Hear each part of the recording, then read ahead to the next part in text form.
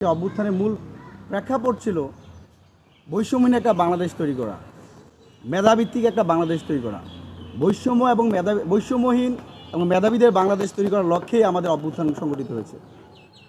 আমরা চেয়েছিলাম বৈষম্যহীন একটা রাষ্ট্র, কিন্তু আমরা এখন পেয়েছি একটা প্রশ্নফাঁসের একটা বাংলাদেশ।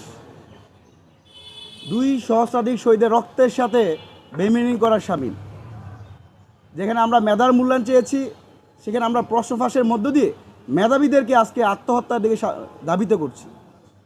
আপনারা জেনেছেন গত 9 জানুয়ারি প্রাথমিক সহকারী শিক্ষক নিয়োগ পরীক্ষায় প্রায় 14,385টি পদ শূন্য ছিল। সেখানে 10,80,000-এর অধিক শিক্ষার্থীরা আবেদন করেছিলেন।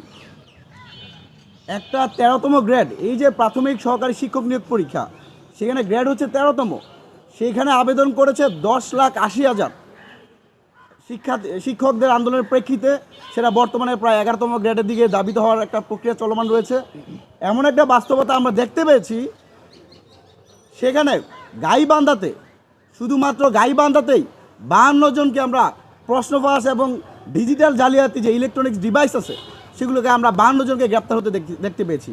একই সাথে জামালপুরে 4 জন, নওগাঁতে 9 জন, কুড়িগ্রামে 11 জন, দিনাজপুরে 16 জন, রংপুরে 2 জন, টাঙ্গাইলে 5 জন, ঠাকুরগাঁয়ে 11 জন সহ পুরো বাংলাদেশে প্রশ্নফাঁস এবং ডিজিটাল ডিভাইস জালিয়াতির একটা মহাযজ্ঞ উৎসবে রূপান্তরিত হয়েছে।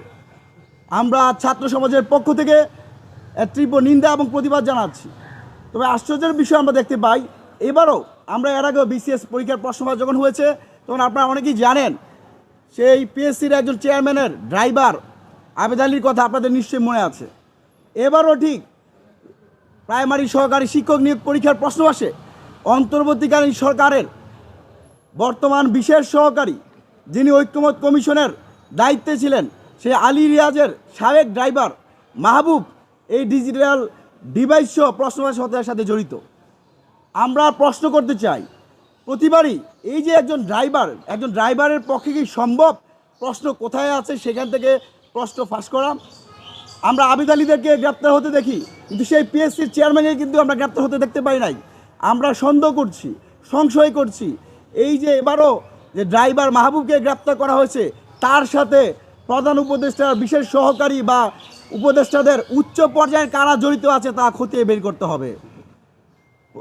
ছোটোখাটো কাউকে ধরেই রুই কাতলদেরকে আমরা দূরে রাখতে পারি না, যার দরুন বাংলাদেশের প্রতিনিয়তই প্রশ্নফাঁস হচ্ছে।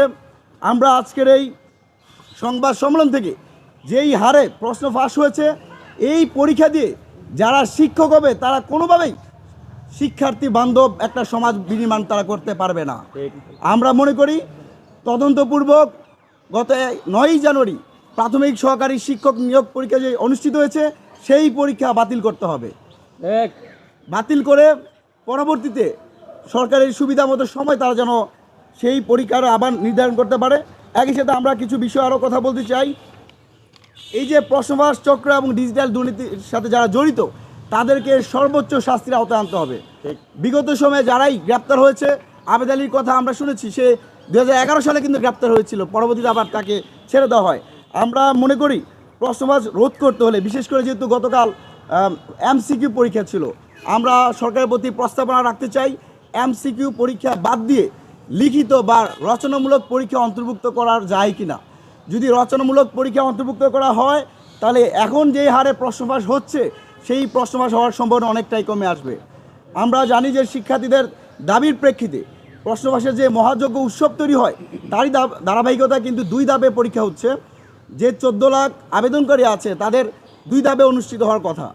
গত 9 জানুয়ারি 7 লাখ শিক্ষক পরীক্ষার জন্য আবেদন করেছে এবং আগামীতে একটা ডেট এখনও দেওয়া হয় নাই, সেখানে প্রায় 3 লাখ। তা আমরা সরকারের প্রতি আরেকটা প্রস্তাবনা জারি করতে চাই, বলতে চাই প্রয়োজনে এই যে সারাতে দেখেন রংপুর বিভাগটা দেখেন, দিনাজপুর, রংপুর, কুড়িগ্রাম, নাগেশ্বরী, ঠাকুরগাঁও থেকে শুরু করে পুরো রংপুর বিভাগ প্রশ্নফাঁসে জর্জরিত।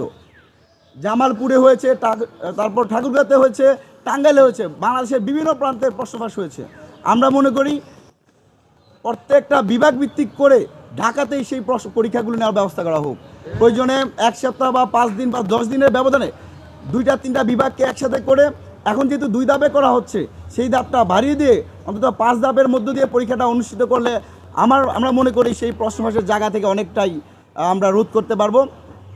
একই সাথে আমি প্রাথমিক শিক্ষা উপদেষ্টাকে আহ্বান করব, কোনো নয় ছয় না করে ডিজি থেকে শুরু করে যারাই এই প্রশ্ন ফাঁসের সাথে জড়িত তাদের বিরুদ্ধে ব্যবস্থা গ্রহণ করুন এবং অনতিবিলম্বে এই পরীক্ষা বাতিল বলে ঘোষণা করুন।